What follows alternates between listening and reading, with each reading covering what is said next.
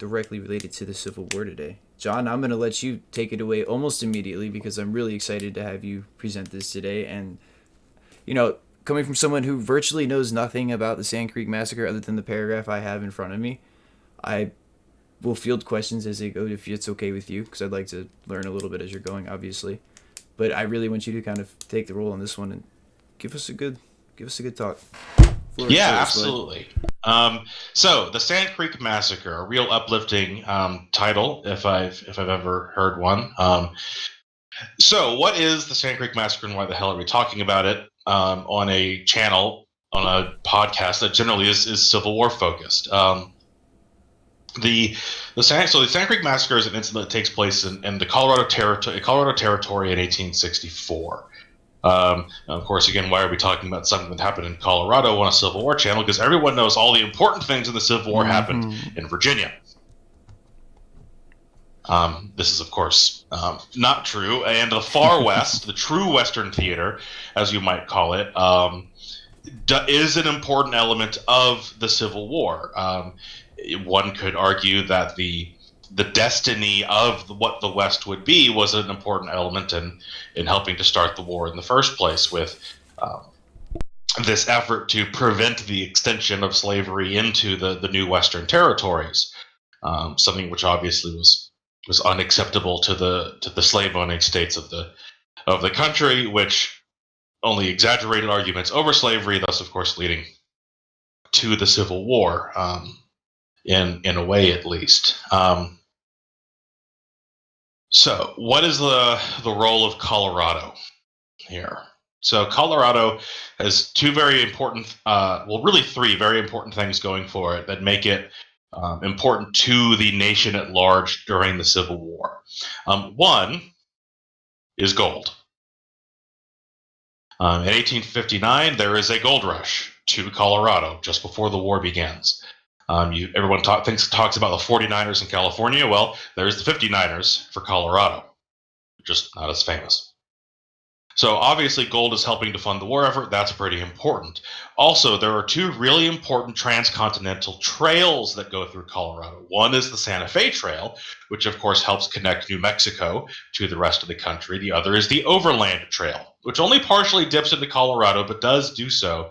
And helps, and by the late 1850s and the 1860s, is one of the primary routes to and from California, which of course also has its own gold supplies and its own population that it's providing to the war. So with all of this going on, as isolated as Colorado may seem, there is a need to have federal troops in the territory to protect these overland trade routes and to protect gold shipments from Confederate partisans and from the native tribes, which of course is where the real rub is in this case.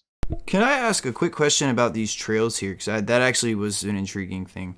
Sure. So, when we hear Transcontinental, obviously my mind alluded to Transcontinental Railroad. Two questions out here that I think are going to come to this. First of all, were these predominantly wagon trails, traveled by wagons in, I would say maybe westward expansion, but I know you mentioned gold too, but were these very heavily traveled wagon trails? These were very heavily traveled wagon trails. Okay. The Santa Fe Trail for a long time was one of the most heavily traveled trade routes. So the Santa Fe Trail wasn't so much a route of migration in the way that, say, the Overland Trail or the Oregon Trail, which are, during certain places, the Oregon Trail and the Overland Trail are actually the same thing. Okay. So the Overland Trail is much a migration trail as it is a trade route. The Santa Fe Trail is primarily a trade route, but these are overwhelmingly wagon trails at this time. Rail does not truly come to Colorado or this area of the country in general until after the war. Rail comes after the war. Yes. Gotcha. Now that's cool too to think about it, because I when you said the 59ers, my mind's going to this picture of the height of westward expansion, because if I'm not mistaken, right at that time, that's when a lot of these settlers are actually picking up and moving west. Because I do think Manifest Destiny really starts happening just before the Civil War too. Yeah, so right. When it comes to sort of what we think of as the Great Westward Expansion, it arguably comes in a couple of different waves. So a lot of them are motivated by some kind of precious natural resource that people believe that is suddenly discovered, that is quote unquote suddenly discovered, that people believe they can exploit. The gold rush in California in 1849, of course, is the classic example. I mentioned there was a gold rush in Colorado in 59, which is how Colorado Territory becomes a thing at all. Actually, just before the beginning of the war is when Colorado Territory becomes a thing. Okay. So Colorado has this strategic importance. In that it's one of the links that is keeping the far western part of the nation in contact with the rest of the country. If traffic stops down the Overland Trail, in particular, and the Santa Fe Trail to a lesser degree, like literally California cannot talk to the rest of the country without those trails, believe it or not. So that makes Colorado pretty important. So there were regular Army troops in Colorado when the Civil War starts. Of course, when the Civil War starts, the regular Army are the best troops the U.S. military has access to, and they don't seem like they're doing them very much good in Colorado after the Confederates fire on Fort Sumter. So they all get pulled out east. Now, of course, that the reality was is that you couldn't leave Colorado undefended, and this is when you get the Colorado regiments starting to get formed. And this is 1864 that this massacre and this whole ordeal is taking place. Right. Correct? So I'm in 1861 right now. Okay. I'm still quite a bit early, and I could go even farther back than that if you really wanted me to. I'm trying. No, okay. I was just trying to clarify with the formation of the Colorado regiments. Yeah, I'm trying to keep this relatively focused to the Civil War timeframe, since I know that's in general what our audience is more interested in. Sure. I could go back to the 1840s and talk about some of the stuff that helped set up a lot of the realities in Colorado. One of the biggest ones being one of the Fort Laramie treaties, which is essentially just so. Since I mentioned it, I will bring out. So I'm forgetting what year now. I want to say maybe it was 1848. There's a treaty of Fort Laramie in Wyoming where basically the U.S. government promises the entire eastern half of Colorado and chunks of western Kansas and southern Wyoming to the Cheyenne and Arapaho tribes effectively forever. Like, that's the promise. It's like, this is your land, whatever. We don't want it. The area that we're talking about was actually known to a lot of Americans at the time as the Great American Desert. It was literally believed to be uninhabitable, uncivilizable. So no one cared if the Indians got to keep it, at least at the time. Then they discover gold in the Rocky Mountains, and that changes very rapidly. So, that's one of the first big promises that gets broken between the U.S. government and the Cheyenne and Arapaho tribes, which is a big part of the problem that ultimately develops in Colorado. Is you have treaties on paper written, agreed to by the tribes and by the federal government saying, hey, this land belongs to the Cheyenne and Arapaho. It will belong to the Cheyenne and Arapaho effectively forever. And as long as they allow white people to travel through their land, the U.S. government won't do anything to them. A bargain which actually held quite well until the discovery of gold. So gold is discovered at 59. Actually, it's discovered in 58. The rush is in 59. And then Colorado Territory is formed. I can't remember the exact date. It's either in very late 1860 or early 18. I think it might actually be in February of 1861 that Colorado Territory is formed from chunks of Kansas Territory, Utah Territory, the New Mexico Territory, and I think Wyoming Territory as well. I feel like I got sidetracked there. It's all good, man. No, I can completely understand that. So we've got all these white settlers coming in the 1850s. That is, of course, causing issues with the native populations, who, again, and the area that we're talking about is which is today's basically the eastern half of Colorado, east of the Rocky Mountains, the part of Colorado that most people forget actually exists.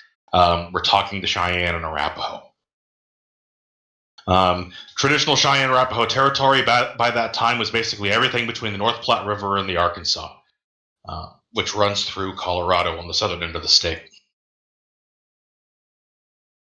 South of the Arkansas, you get the Kiowa, the Plains Apache, some Comanche coming up from Texas. Would you say Plains Apache? Is there a Plains difference Apache. between just regular old Apache and Plains Apache, or is that It's mostly a location difference. location? Yeah. Okay. So the Plains Apache, quote unquote, are the elements of the wider Apache tribes that lived on the Great Plains, as opposed to living closer down into Texas or Oklahoma and traveling to the Great Plains to hunt buffalo. They actually lived on the plains. Oh, no kidding. Yeah. They're a pretty small group. Oh, wow. That's rather interesting, too. Out in up in the Rockies, just to sort of maybe try and create an understanding of what the political realities of the tribes were. Out in the Rockies, you've got the Utes, and the farther east into Kansas, you've mostly got, who was that? The Pawnee. And the Cheyenne Arapaho did not get along with the Utes, and they did not get along with the Pawnee, but they got along pretty well with the Sioux to the north, the various Sioux or Lakota tribes to their north, the Dakotas. And they eventually get along with the Kiowa and the Comanche and the Apache to their south. So there were already tribal wars happening before the U.S. Army makes its arrival out west. Oh, yeah, the tribes warred amongst themselves all the time. The Cheyenne Arapaho had a long-standing blood feud with the Utes, primarily over access to lodgepole pine trees up in the Rocky Mountains that the Cheyenne Arapaho needed to make the lodges for their lodgepoles for their lodges or their teepees. Of course, the Utes very much considered all of that to be their territory. So when the Cheyenne Arapaho went up there to get their lodgepole tree pines, the Utes weren't very happy about it. Same time, the Utes would come down to the plains to hunt buffalo. The Cheyenne Arapaho considered that their territory, so they weren't very happy about it when the Utes came down. So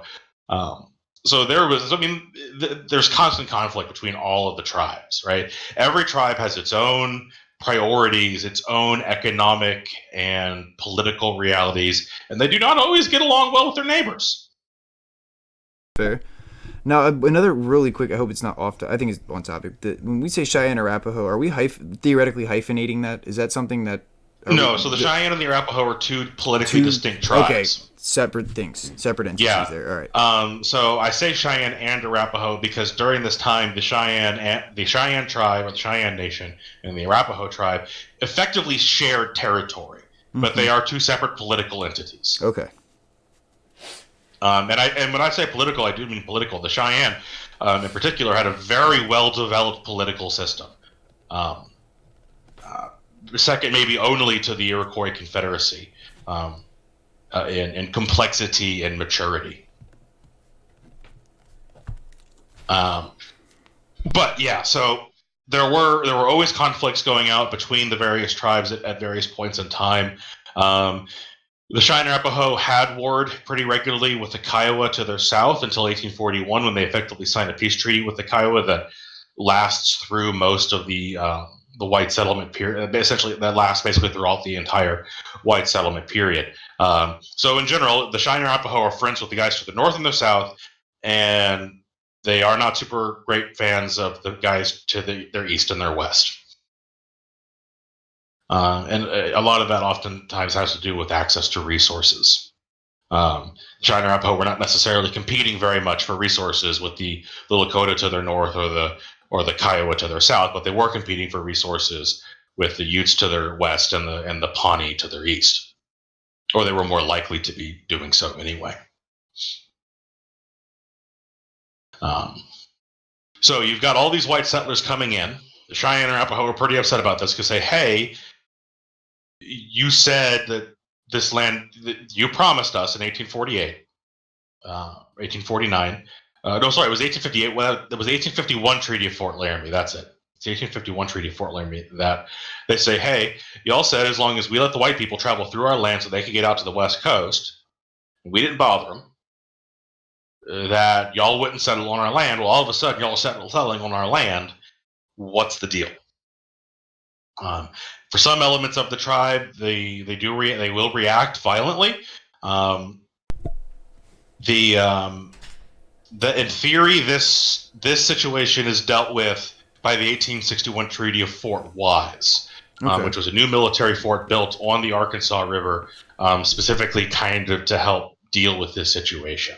And I use the word built kind of loosely because it was actually a privately built trading fort that is purchased by the Army and then expanded to become Fort Wise, then named for the then governor of Virginia. It will be renamed Fort Lyon.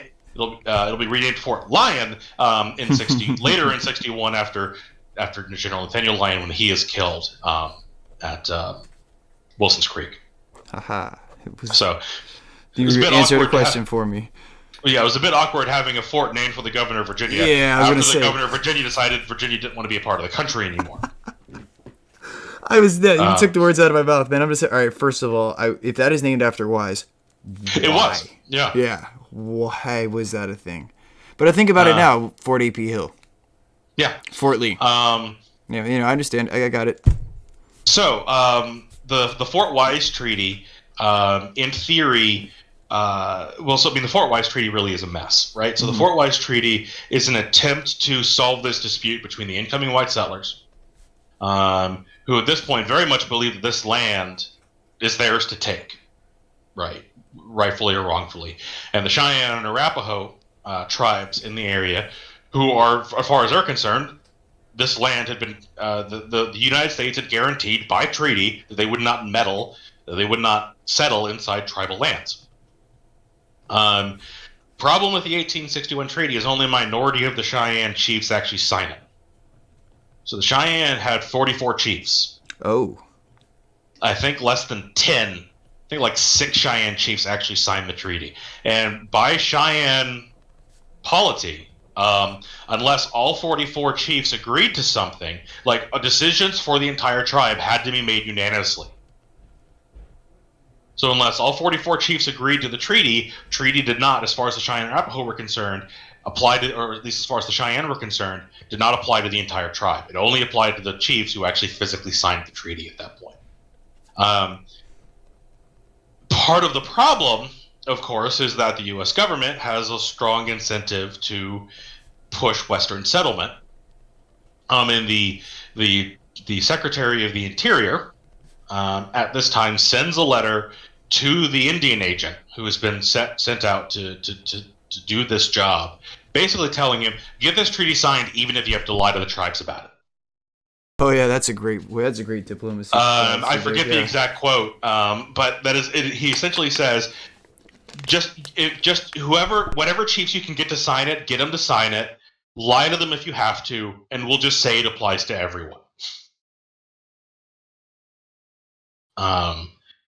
And essentially the Fort Wise Treaty reduced Cheyenne and Arapaho tribal lands to, I want to say, 17% of the 1851 Laramie Treaty, to this tiny little crapshit spot just north of the bordering on the northern edge of the Arkansas River and going north from there. It was supposed to guarantee the government would send rations for the tribes to live off of, to teach them how to farm. And in theory, the idea was to eventually chunk the land up into individual plots for individual members of the tribe to own. Then the Civil War starts. And then the Civil War starts. And all of a sudden, tribal treaty policy gets way down low on the priority list. Mm-hmm. All the regular troops in Colorado get pulled east. The Colorado Territory goes for a short period of time with almost no official U.S. military presence. In August of 1861, they start recruiting for the 1st Colorado Volunteer Infantry. This will be led by a guy named Colonel Slough, who will actually end up being the military governor of Alexandria, interestingly enough. With one of his executive officer, one of his officers being Major John Milton Shivington.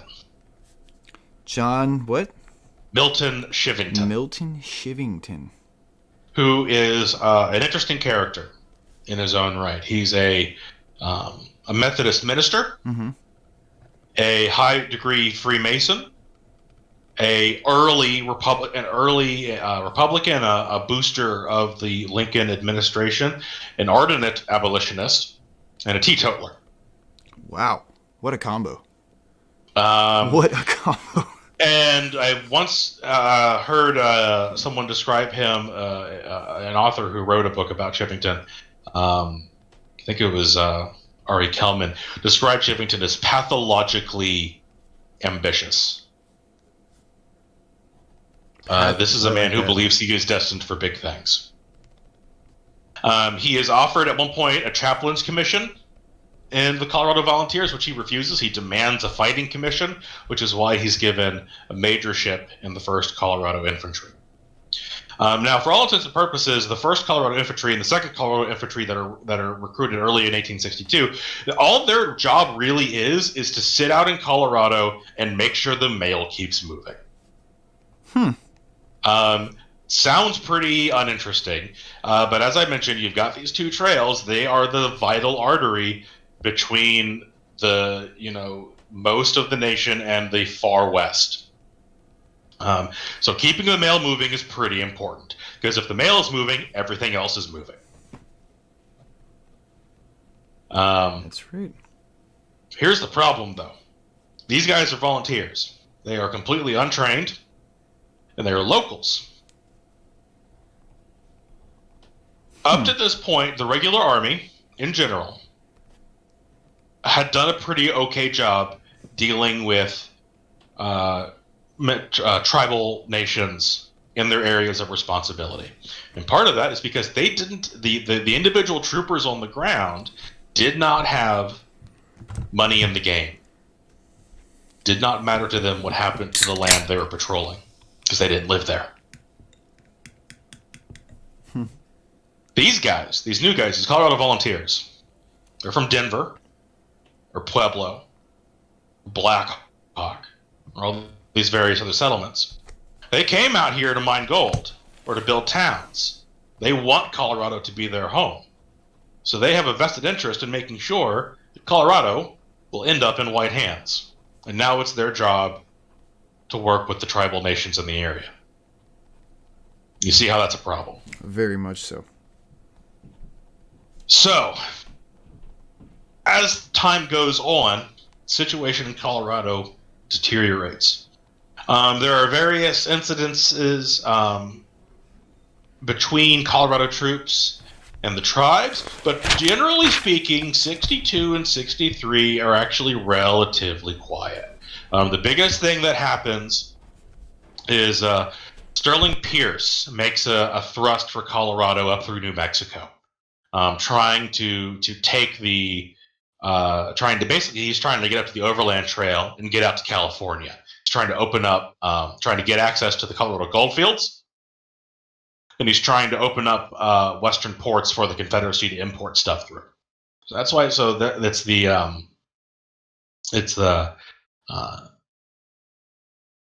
I forget the name of the campaign. Is that what sparks like Glorieta Pass and stuff like that? Yes, actually, Glorieta Pass is, for all intents and purposes, the culminating battle of this campaign, where John Shivington will get very, very famous. Huh. Cool. I don't know anything about Glorieta Pass either. I was just taking a wild guess at that. Yeah, so when Sterling Price is making his thrust up through New Mexico, the 1st and 2nd Colorado Infantry are sent down to reinforce the New Mexico Volunteers. Mm-hmm. At one point, they are stationed at a fort. I can't remember the name of the fort, and are basically told to sit and wait. Well, Colonel Slough decides that's a bad idea, so he will advance the troops anyway, and they'll run into Confederates at Glorieta Pass, the Glorieta Pass of Apache Canyon. So it's sometimes called the Battle of Apache Canyon or the Battle of Glorieta Pass. It's basically the same thing. Okay. Glorieta Pass is kind of an unmitigated disaster. I'm being a little bit exaggerated. Glorieta Pass is a Union tactical loss. But something very important happens that will get Chivington a lot of play in local papers in particular and some national papers as well, where he gets sent out on a long flank march, basically gets kind of half lost, is redirected, gets guidance from local New Mexico volunteers, and stumbles entirely by accident upon the entire Confederate supply train. Which he summarily destroys, burns all of the supplies, and shoots every horse. So, Confederates win the Battle of Apache Canyon, or the Battle of Glorieta Pass. But they have to give up the campaign because they ain't got any more food. They don't have any more bullets. They don't have any more water. They're done. Some have, I think, kind of exaggeratingly referred to Glorieta Pass as the Gettysburg of the West, as this very decisive, or at least strategically decisive engagement that, for all intents and purposes, ended the legitimate Confederate threat to the far west for the rest of the war. So in that sense, Glorieta Pass is very important. And because because 1862, war's not going super great. This is in April. Yeah. Okay. April 62. Yeah. So people take their victories where they can get them, and this is a pretty decisive one. Shiloh's just when it all shuffles out. So Chivington gets a lot of play in the papers. Colonel Slough, because he had technically violated orders, resigns his position. Will ultimately end up actually getting a brigadier general's promotion and redirected to the military department of Alexandria, where he'll spend the rest of the war. But at this point, he leaves our story. And Chivington will be promoted from major directly to colonel, above the lieutenant colonel of the regiment, because of the popular demand of the troops in the regiment.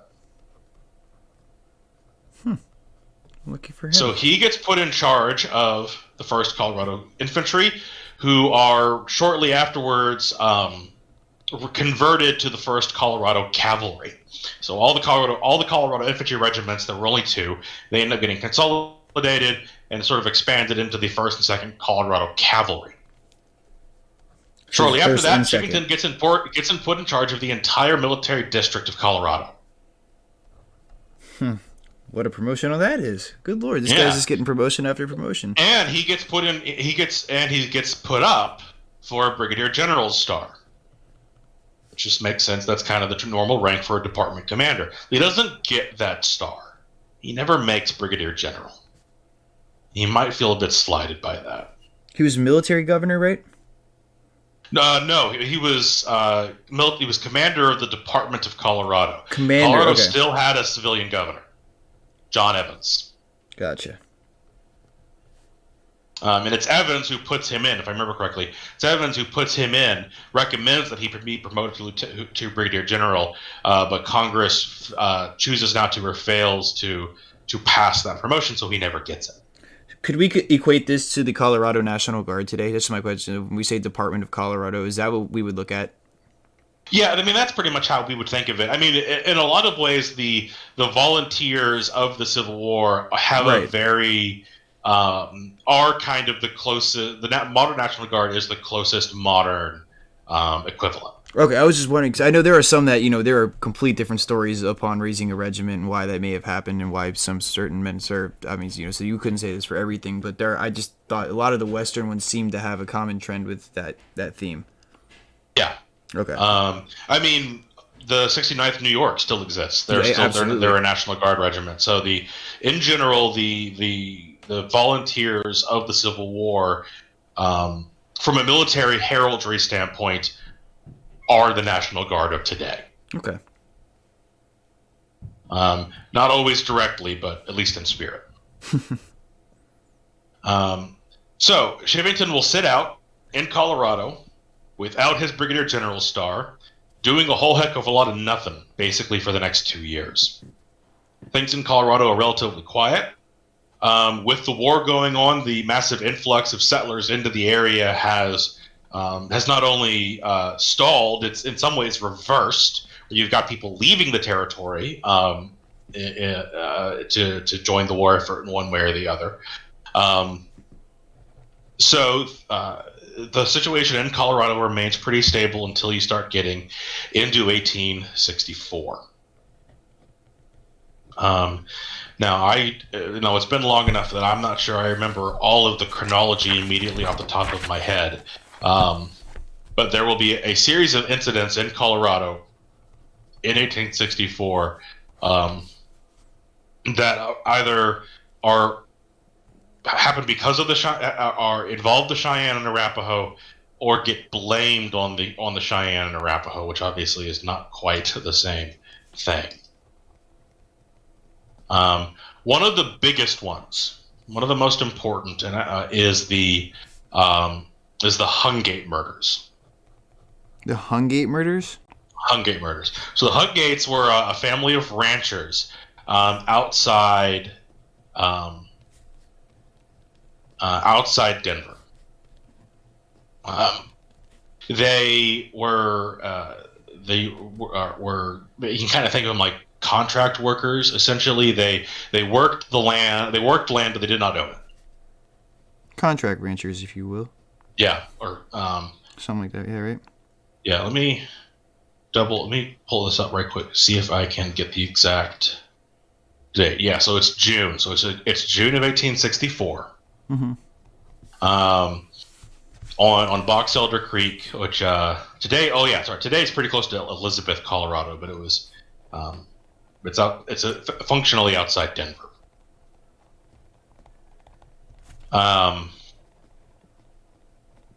So in June of 1864, the Hungates are found. The mother, the father, and the two young children are found killed.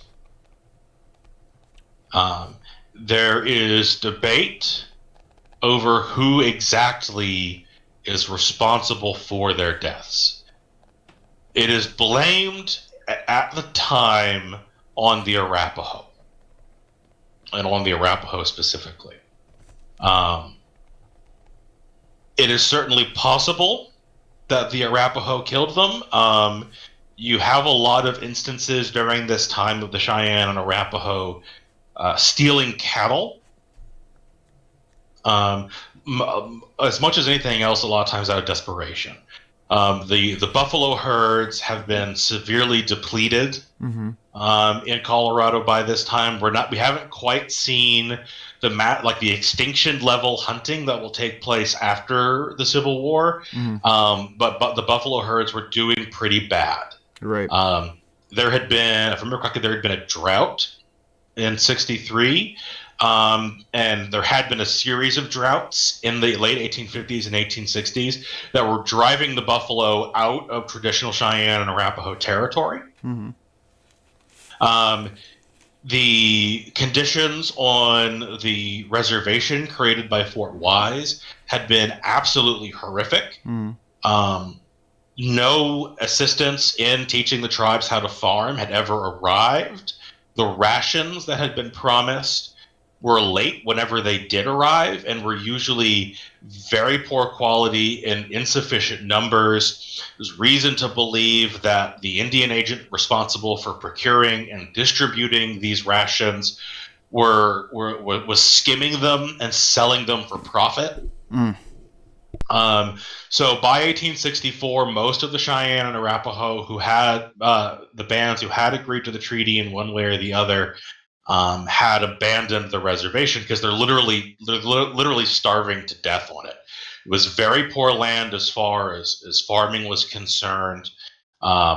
It was bad land for ranching. It was just bad land when it came right down to it. So tensions had been rising for several years. Also, although the Confederate threat to Colorado from a pure military standpoint had effectively ended with the collapse of Sterling Price's campaign in 62, there are constant rumors of Confederate partisans in the territory, some of which was actually true. Stealing gold shipments was usually the story. And there was talk that the Cheyenne and Arapaho were in conversations with the Confederate government, or that the Confederate government was in the process of reaching out to them to try and get the tribes to rise up against the white settlers in the area. A lot of this is compounded with the Dakota Uprising in Minnesota in 1862, where broken treaty promises, failure to provide food and rations to the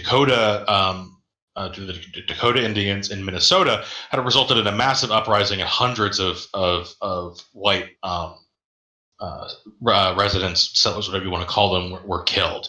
So there's a lot of fear and paranoia building in Colorado. They don't have a lot of federal troops. They are very isolated from the rest of the country. They are, in their minds, outnumbered by the Cheyenne and Arapaho, although white numbers significantly exceed that of the tribal population by this point, especially after a cholera epidemic in the late 1850s that basically killed half the tribe. So there's a lot of fear and paranoia that something like what happened in Minnesota with the Dakota Uprising could happen here in Colorado, and that it might be spurred by the Confederates. So when the Hungate murders happened in June, and the papers are pretty quick to point their fingers at the Arapaho, that is horrifying for the white population. They are convinced Denver is the biggest city in Colorado by a huge margin at this time.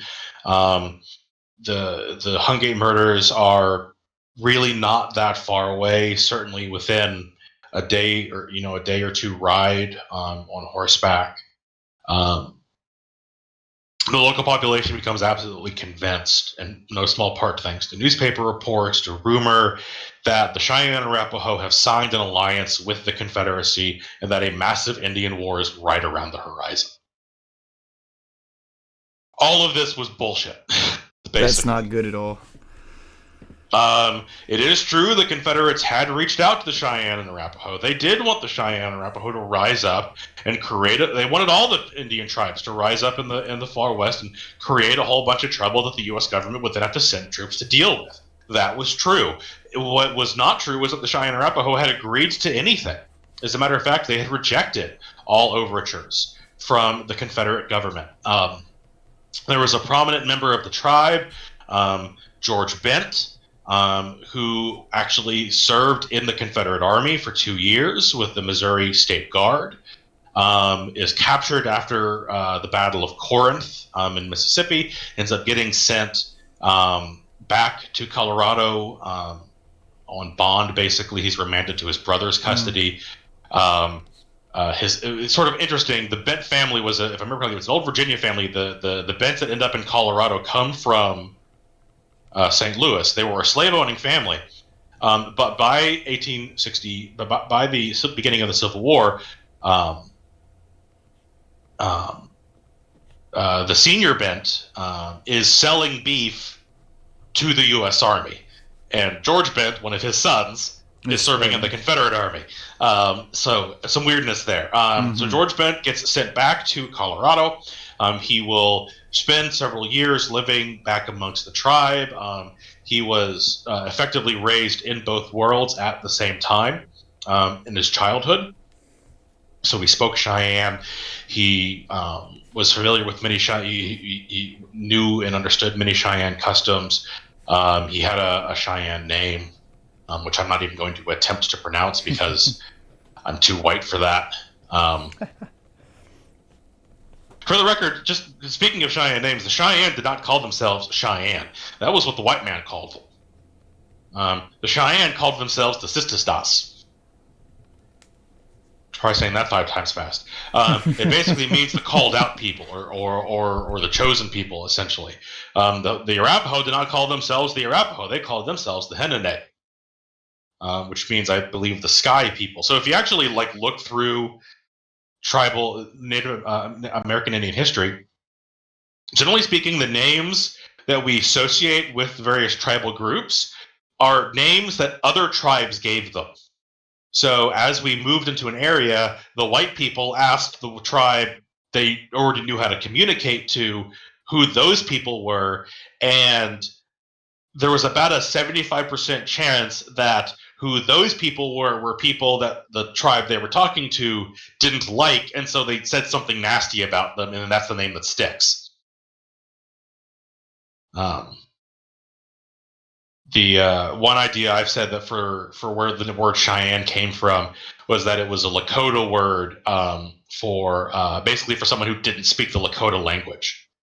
So it was a generic term, but some you know people started asking the Lakota, "Hey, who are those folks down south of the Platte River?" And they said, "Oh, those are Cheyenne because they don't speak the Lakota language." And they say, "Okay, great, that's what we're going to call them from now on."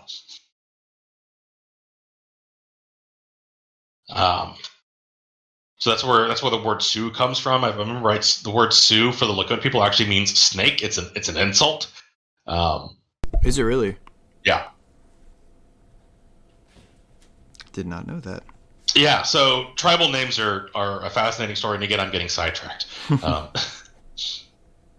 So, the Hungate murders whip the white population of Colorado into a froth. By this point, there was only one of the two regiments of Colorado cavalry in the territory. The first Colorado, the second Colorado, had actually been sent out and were serving in Kansas and Oklahoma, or Kansas, Oklahoma, Arkansas area. That area they're serving under. Um, Oh goodness, the commanding general of the Union forces at P. Rid. What was his name? Beats me. I haven't got to touch the West yet.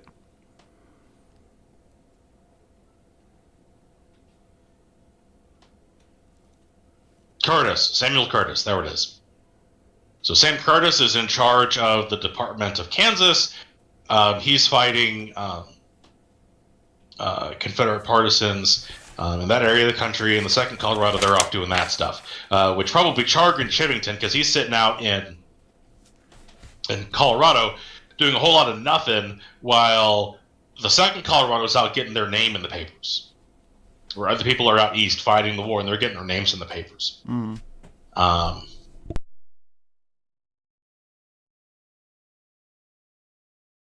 So the white population is whipped into a froth. They don't have a whole lot of federal troops in the area. They're absolutely convinced a massive apocalyptic Indian war is just on the horizon. There are panicked dispatches being sent out from the territorial governor's office from John Evans, claiming to have the largest Indian war in U.S. history ongoing in the territory, when nothing of the sort is even close to happening.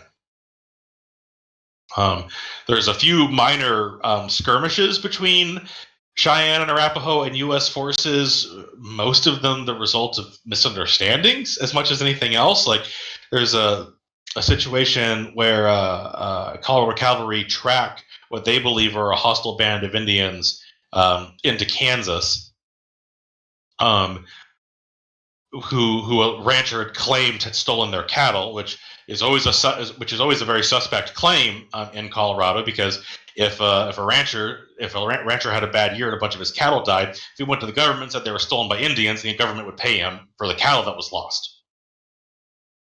So there was a lot of insurance scamming going on with ranchers, claiming that anything bad that happens to them was because of Indians, and then they'd get a payout from the government to cover their losses. These Colorado cavalrymen that go out, they end up tracking this group of Cheyenne into Kansas. There is a meeting that at first is perfectly calm and reasonable. Then the army troopers attempt to forcefully take some of the tribal warriors' weapons, which is a huge no-no. Sparks a fight, and the cavalrymen actually almost get them all themselves killed. And it's a Cheyenne chief, Chief Blackkettle, who actually will talk the warriors down and save the lives of these U.S. troopers. And Blackkettle is going to come back up here in a bit. During this time, these dispatches that Governor Evans is sending get picked up. He is authorized to recruit another regiment, a new regiment of Colorado Cavalry for 100 days service. So these guys, the first regiment, Colorado Cavalry, they are formed to participate in the Civil War. They are that is why they are formed. The third Colorado Cavalry, this new regiment that is being formed, are being explicitly recruited to hunt Indians. That is actually what the posters say. Indian hunters wanted. That's very sick.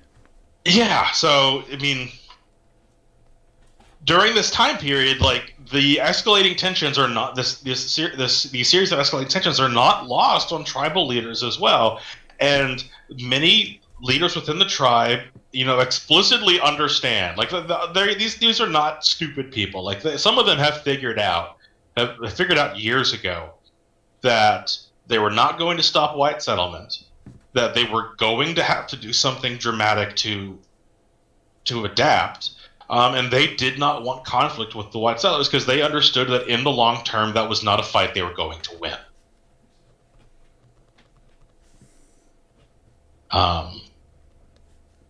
And Black Kettle, whom I mentioned already, Chief Black Kettle was one of those leaders. In September of '64, as the Third Regiment is finishing getting equipped and set up, a delegation of Cheyenne leaders will be sent to Fort Lyon on the Arkansas River, which I remember was the renamed Fort Wise, asking to negotiate. The fort's commander, Major Wynkoop, will send a group, will command a group of U.S. cavalry to go out to the meeting location. He did not have permission to do this. As a matter of fact, his orders was to shoot and kill any Cheyenne or Arapaho who came into military reservations. Now, this is a problem because in July of '64, Governor Evans had issued a proclamation saying that any friendly Indians should report to the nearest military installation. So you have the tribes getting mixed messages. On one hand, they're being told that if you're friendly, that you need to go to the nearest fort, and the authorities there will tell you where to go so that you can be separated out from the hostiles. Of course, about a month later, Evans decides that since none of the Indians had come in, despite the fact that most hadn't even gotten the message yet, that they all must be hostile. This is one of these things that reinforces this paranoid idea that Evans and many of the other white Colorado settlers have developed that the entire that all the tribal nations had been arranged in a grand alliance with Confederate assistance against white settlement of the region, which again was complete hogwash. So in September, a tribal leader, Chief One Eye, with his wife and a single Cheyenne warrior, will go to Fort Lyon under the assumption that they will be killed, with a message written in English by George Bent, dictated by Chief Black Kettle. So it's Chief Black Kettle's words written in English by George Bent. And the hope is that One Eye will be killed, his body will be searched, the letter will be discovered, and then the army will send out a group to negotiate. What a tactic.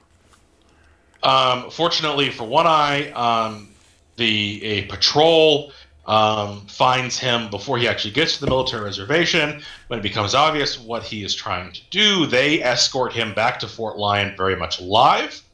At first, Major Wynkoop is absolutely furious because this was a violation of orders, and Wynkoop at this point was very much in the only good Indian is a dead Indian kind of crowd. But he's also a pragmatist, and he recognizes that this is an opportunity to end the fighting before more blood is spilled, or unnecessary blood is spilled, at least. So he goes out with 100 cavalrymen, a significant portion of the fort's garrison, to this meeting location on the near the Kansas border.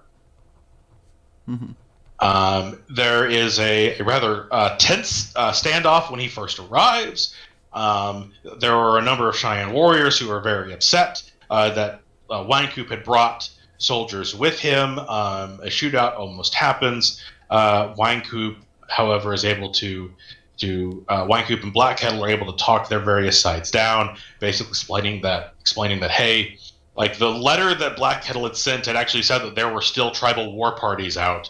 So Wynkoop was like, hey, I brought the soldiers because I didn't want to get ambushed on the way to a peace negotiation.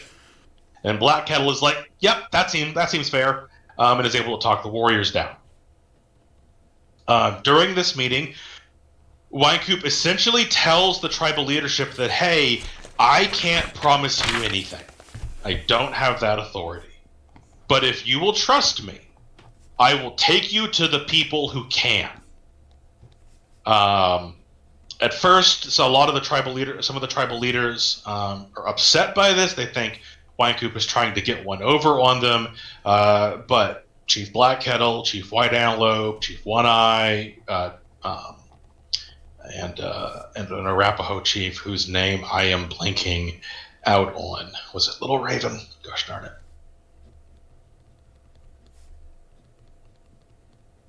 And an Arapaho chief are able to sort of say, hey, listen, he's being honest with us. Let's trust him. So Wynkoop packs up a delegation of tribal chiefs and takes them to Denver,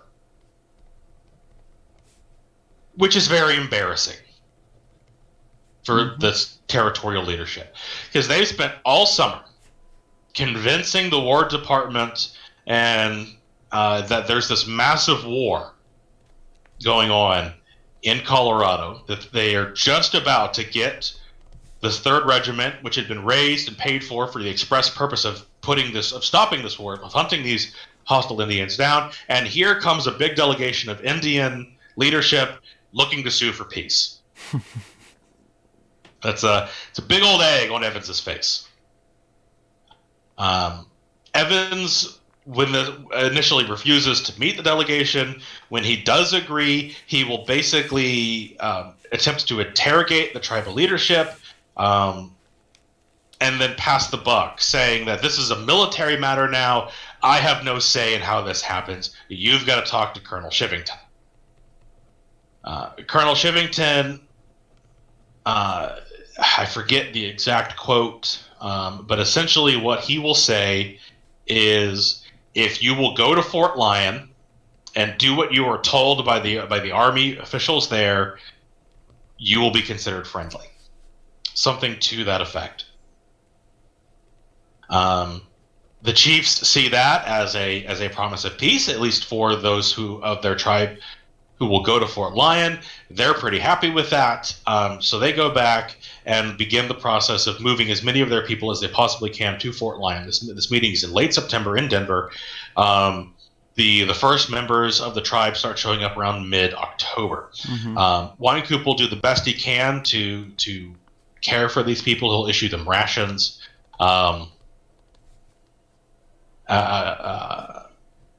Late in October, however, early November, Sam Curtis gets word of this, and Curtis is like, what the hell is Wynkoop doing? He completely overstepped his bounds. He abandoned his post to go to this meeting without authorization.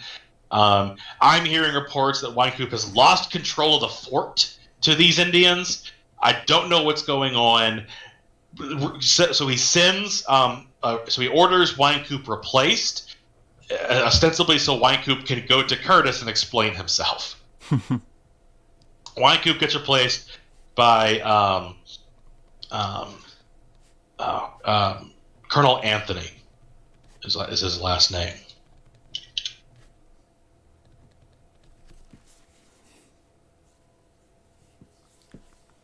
double checking the name right quick. You're good. Scott Anthony, that's Scott Anthony. Major Scott Anthony. Major, not Colonel. Major, yeah. Major Anthony comes in, arrives at the fort, and is like, what the hell is going on here? There's not supposed to be any Indians this close to the fort. Those are standing orders. How can you possibly be giving these people food? What is wrong with you? He meets with tribal leadership, and and there's some argument whether he realizes that Wynkoop had actually made a good call here, or if he was just afraid for the fort's security, if he just suddenly declared these people enemies. So he says, all right, here's what I'm going to do. You can't stay at the fort, but if you leave the fort area but stay relatively nearby, close enough for me to keep an eye on you, I'll still consider you non-hostile. So a bunch of the Arapaho will move down the Arkansas River, and most of the Cheyenne, with some of the Arapaho, will move up to Sand Creek. 40 miles northeast of the fort.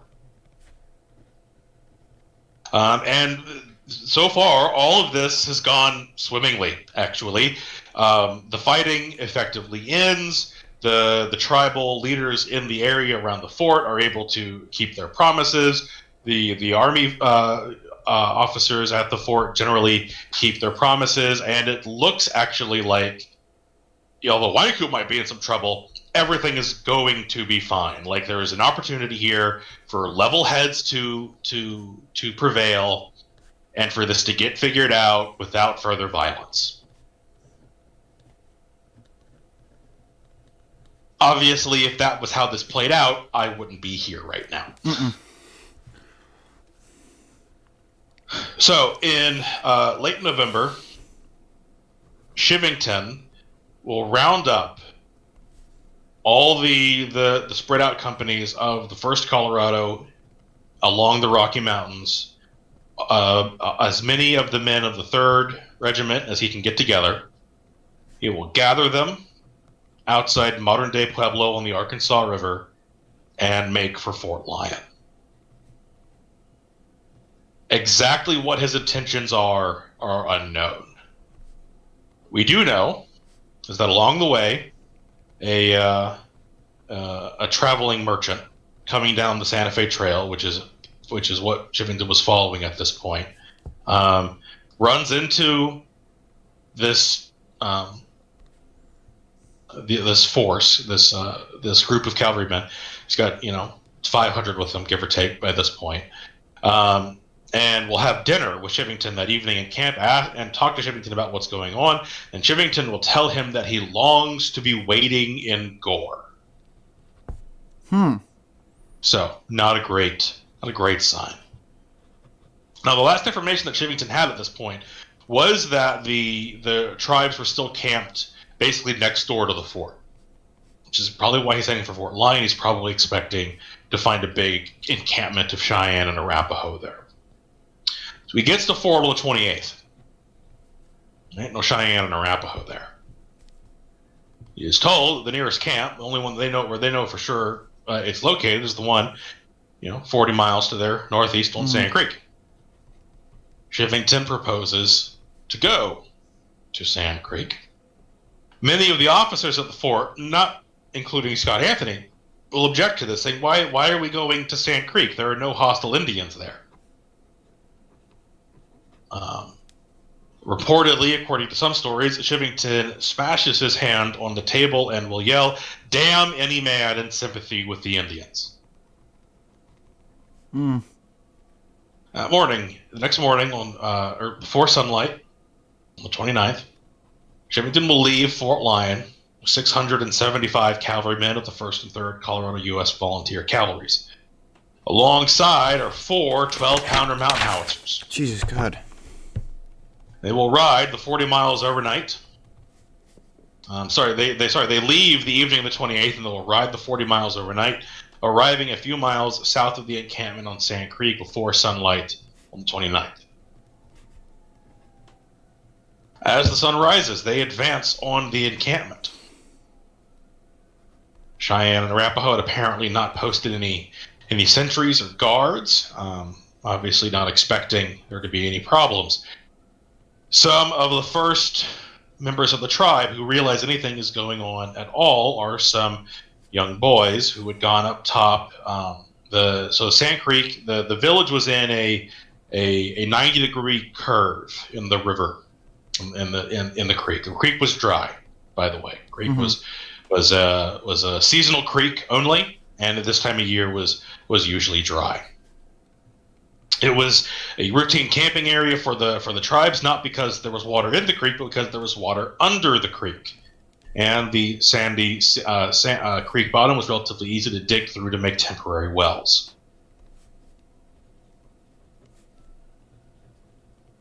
The creek had cut an embankment so that the village, so coming from the southwest, you are basically coming up on a small valley with a relatively steep cliff face, and you would not have been able to see the actual village itself until you got relatively close, until you got close to the top of this embankment. Most of the tribal horse herd was up on top of this embankment, south and west of the village on the other side of the creek. Some young men had woken up to go bring their horses in for the day, and they see soldiers coming out. Around this same time, some young girls going out to fetch water to start their morning chores see the same thing. They all run back and start spreading word the army is moving towards the village. Some people start running, and they had good reason to. Generally speaking, a force this large showing up at a village was a bad sign. Some of the chiefs, however, will men like Black Kettle, White Antelope, Little Raven. Oh, sorry, Little Raven wasn't there. Little Raven was in the village at down the river. Never mind. Will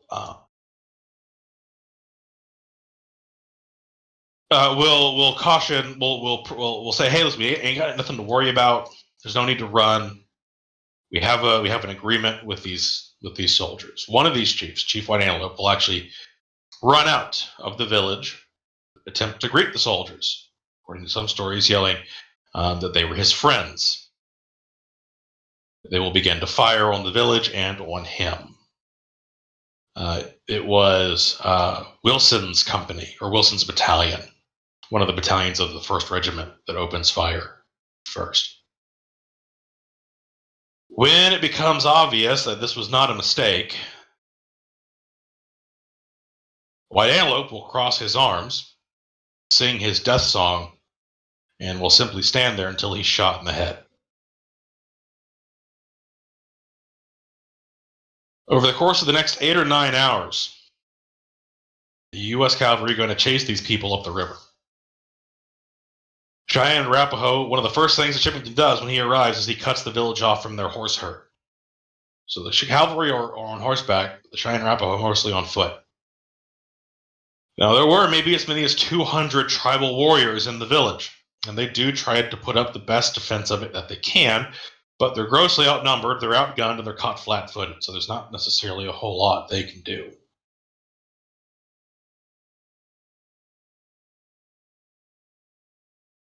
Interestingly enough, the stories seem to indicate that the mountain howitzers were not very effective.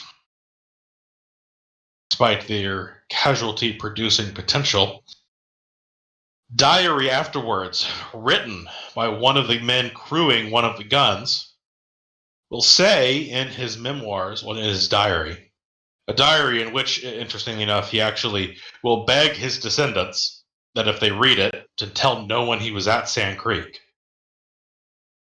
That the men on his gun crew were so enraged at what they were being ordered to do that they considered firing the gun on Chivington.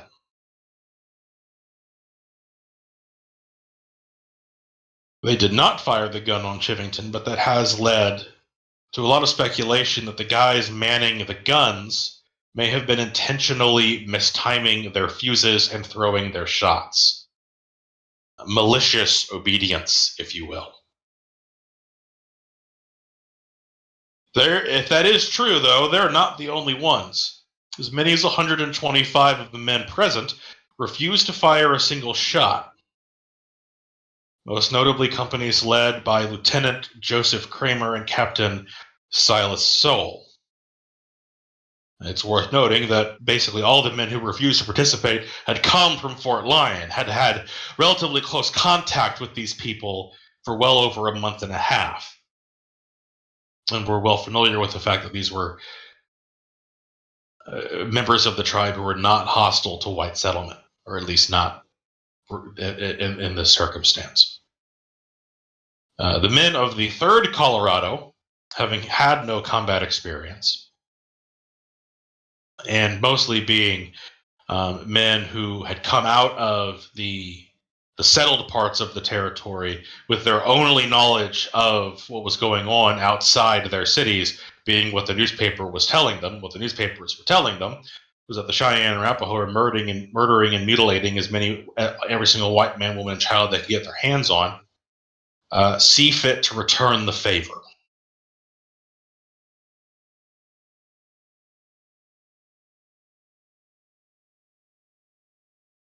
One of the worst parts is near the end of the day.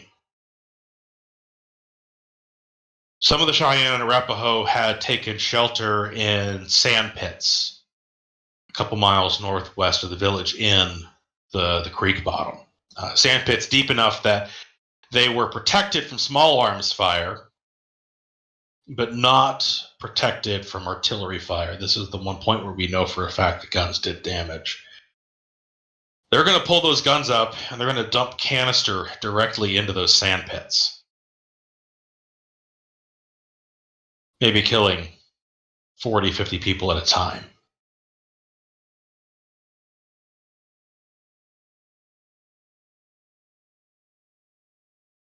Over the course of the day, they'll have killed at least 230 people. Mostly women, children, and the elderly. The next day, on the 30th, they'll begin to mutilate the bodies. The taking of scalps was not necessarily unusual on either side at this point in American history in the West. But some of the other things that take place were a little bit more unusual. They're going to take fingers.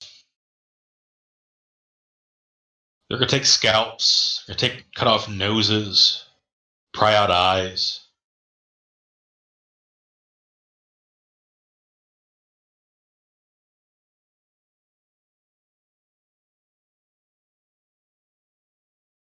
One account claims that they found a young Cheyenne who was still alive. The soldiers took turns target shooting at him as he ran away.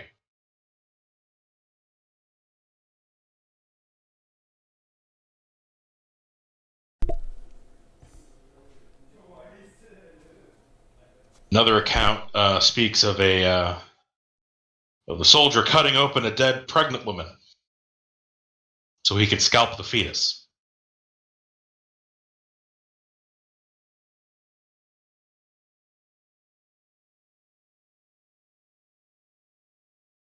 They leave on December 31st, and they burn the village to the ground on their way out.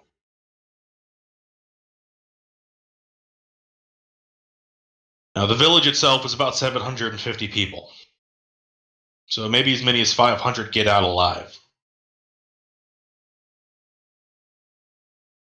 But the nearest help is more than 40 miles away on the other side of the Kansas border. And these people they don't have horses. They don't have shelter. They don't have food.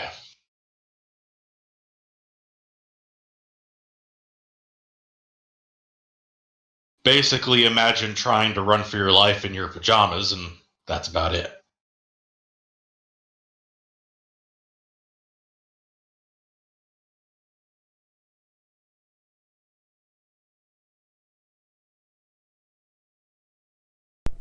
Only 500 making it out of that.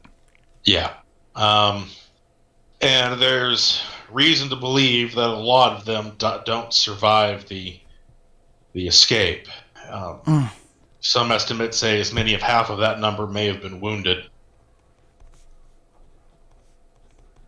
We know at least some died of wounds suffered during the massacre and the weeks following. And there are stories, George Bent tells stories of, he was in the village when it happened. I forgot to mention that. George Bent, who I mentioned earlier, was in the village when this happened. He gives us one of the few accounts of the massacre from within the village. And he talks about it being the worst nights of his life, of them desperately trying to keep the old, the sick, and the wounded from freezing to death in the middle of the night.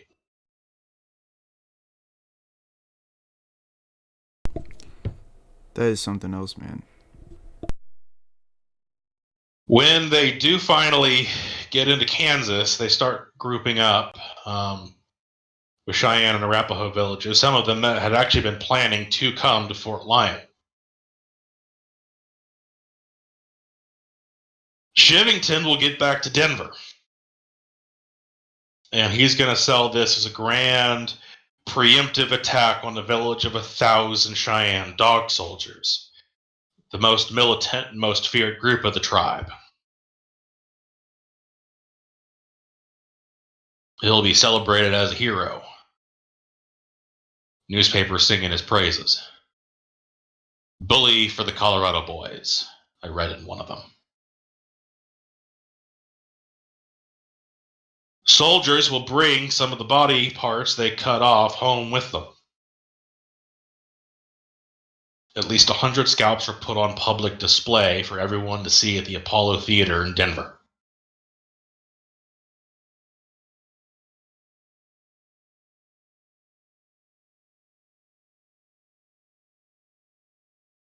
It doesn't take long for military authorities to figure out that this was not what Chivington was selling it as.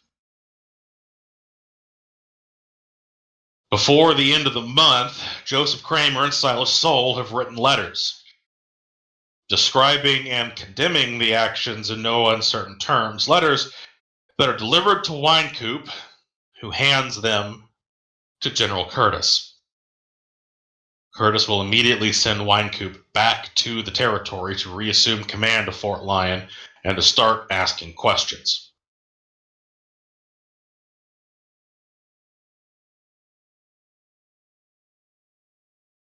Cheyenne and Arapaho will gather in a large camp on Cherry Creek, not far from modern-day St. Francis, Kansas. And for the first time, Cheyenne and Arapaho will agree to formally go to war against the white settlers.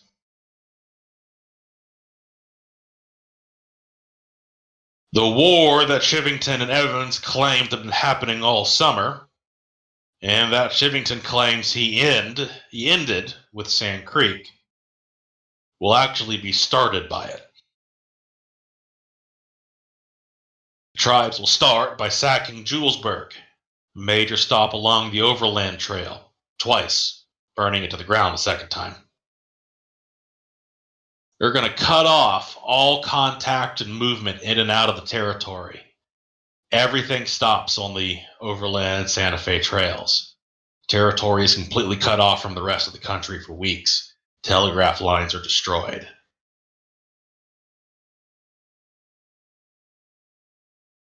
When word comes in about what happened, and that reaches D.C., a formal military commission is begun to investigate, followed shortly thereafter by a formal investigation by the Joint Committee on the Conduct of the War, followed thereafter by a special Joint Committee on the Status of Indian Peoples and their treatment by the U.S. government, better known as the Warren Commission. No other event in the Civil War receives 3 separate independent government investigations.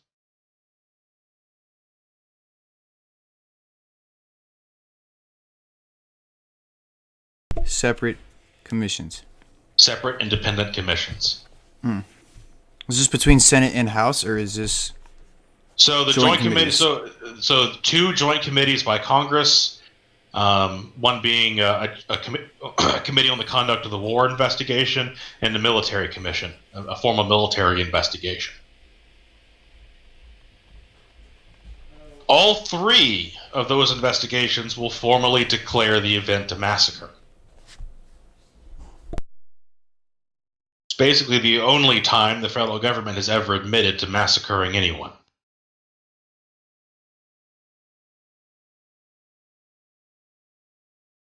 The Joint Committee on the Conduct of the War draws direct parallels between the events in Colorado and the events of the wider Civil War.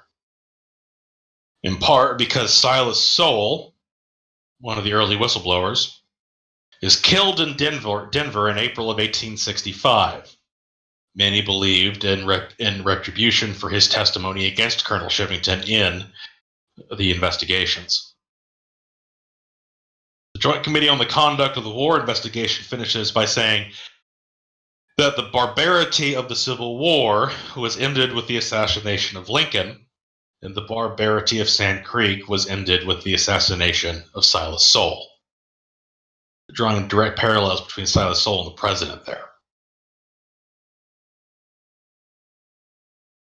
Despite the investigations declaring it a massacre, everyone predominantly responsible for it was out of the Army by the time the investigations were over. At the time, that meant they were untouchable. The Army couldn't prosecute them because they weren't in the Army anymore. They couldn't forcibly recall them to stand trial. Civilian courts couldn't prosecute them because they were in the Army when it happened. So they all generally get off scot-free. Shivington, to his dying day, will defend his actions at Sand Creek. In his mind, it seemed like what he was doing was in line with the principles of the Republican Party and the Union cause of the Civil War. Whether or not he actually believed the tribes were in cahoots with the Confederacy is an open question. But I sort of started off by saying that the Civil War, as much as it was anything else, was over the destiny of the West, whether it would be slave or free. Of course, that destiny couldn't happen if there were already people there. Regardless of who was going to determine regardless of what sectional part of the United States was going to determine the destiny of the West, it had to be cleared for those people to do so before they could. And in Shivington's mind, that's exactly what he had done. He had saved Colorado for the white man. And in a way, he did. Although the war that followed Sand Creek was the worst Indian war that Colorado had ever seen, in many ways it would also be the last one. Within 10 years, the Cheyenne and Arapaho had all but been forced out of the territory. Not long after that, the Utes were shoved onto their own reservations. You don't see many of either of them in the state in the state anymore. Cheyenne are mostly in Wyoming, the Dakotas, and Oklahoma these days.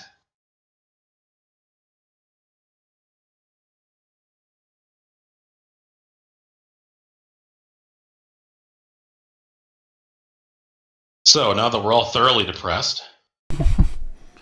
Yeah, I mean, the feeling of this one was very powerful, man. I'm really glad you were able to do that because you just exhibited a very big talent too for being able to convey that story. And I really want to applaud you on how well you were able to tell the story. I mean, that was very powerful, John. Well, I had a lot of time to learn. I worked there as a park ranger for 3.5 years. Mm-hmm.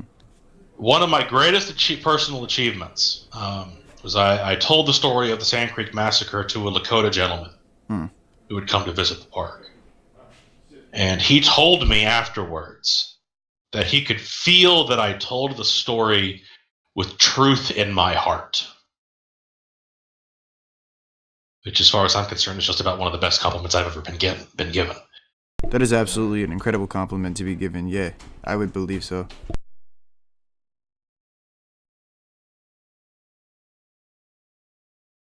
So, are there any questions I can answer? No, most of the ones I would have had, you pretty much dove into. I mean, when it came to kind of what was happening, the situation that caused it, you've thoroughly painted a story there that I've got a good grasp on. I took some notes too, and I think even just from what you were saying, it helped me take very well notes. So yeah, man, that was great. Sad one topic. thing to look into is a book called I was going to ask you about that book. The Reading Three-Cornered War. Three-Cornered War. It's by Megan Nelson, and it brings in this idea of the native peoples of the continent being a third factor in the war, in the Civil War as a total. So the full title is The Three-Cornered War, the Union, the Confederacy, and the Native Peoples in the Fight for the West. One thing that I think people tend to fall into this trap of is we think of the Civil War and the quote-unquote Indian Wars as being two distinct, fundamentally separate points in American history, which is a false dichotomy. One does not happen without the other. Now, would you have a particular recommendation on a book that does focus solely on the Sand Creek Massacre? So the sort of the classic one is helpfully titled "The Sand Creek Massacre" by his last name is Hoig. Let me look up the actual book. Stan Hoig, spelled Hoig. So Sand Creek Massacre by Stan, Stan Hoig, Hoig. It's a relatively short book. It's a pretty quick read. Okay. Another thing to read up on is Contested Plains is an excellent book on sort of the overall, settlement history of Colorado, which of course you cannot talk about without talking about Sand Creek. And does an excellent job of setting up a lot of the context that Stan Hoig doesn't have time for in his much more concise narrative. His is much more specifically focused on the massacre itself and some of the immediate things that lead up to it. Who wrote that one, Contested Plains? I can never remember authors. Elliot West. All right. These are books I'm going to have to look into getting. One last one to plug. A Misplaced Massacre, Struggling Over the Memory of Sand Creek by Ari Kelman, is a really interesting book because as much as it is about the massacre, it's about the memory and the creation of the park.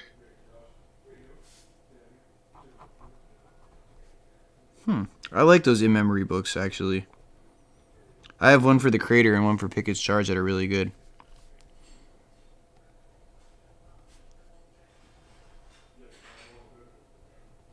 So those would be the four big books I would plug.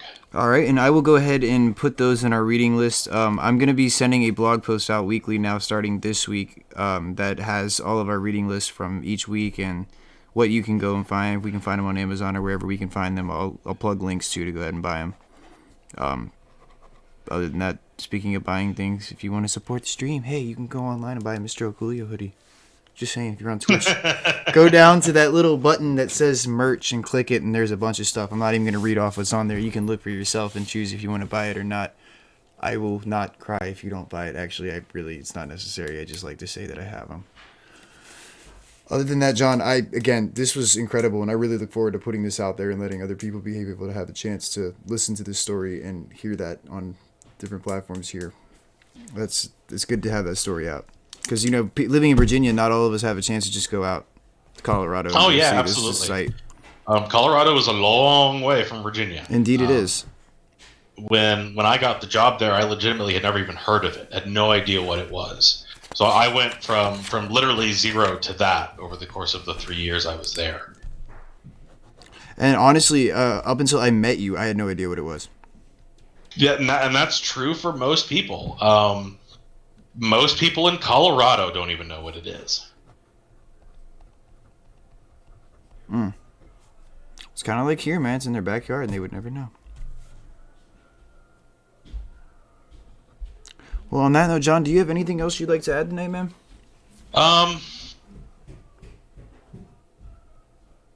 I don't think so. No, I think I've said all I came to say tonight. All right. Well, I again really appreciate you coming out here, and for those that are wanting to know what the next episode entails, we'll be talking about North Carolinians during the Fredericksburg, the winter of 1862 and 63, and Chancellorsville, with a North Carolinian author. Yeah. Hopefully, a little more upbeat than today. Yeah, no kidding. With that in said, too, we have Michael Hardy joining us, actually, from North Carolina, and we're really excited to have him on the show and be able to teach us a little bit about the North Carolinians and what they do here. So with that being said, everyone, I hope you guys have a fantastic rest of your day, whatever time of day it may be that you're listening, and we will see you again shortly.